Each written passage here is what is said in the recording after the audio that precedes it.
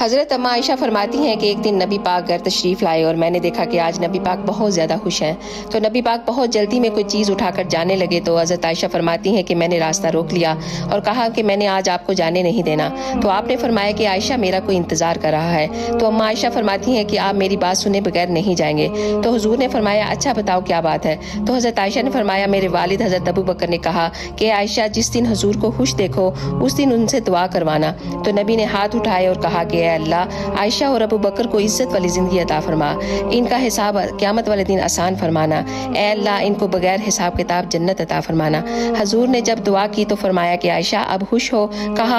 ہاں اب میں بہت خوش ہوں، تو حضور جانے لگے تو لوٹ آئے اور فرمایا کہ عائشہ میری دعا سن کر رو رہی ہو؟ مجھے قسم ہے اللہ پاک کی میں اپنے ہر امتی کے لیے یہ دعا دن میں 2 دفعہ ضرور مانگتا ہوں۔ سبحان اللہ۔ اللہ تعالی ہم سب کو اپنے نبی کے حکم پہ چلنے کی توفیق عطا فرمائے، آمین یا رب۔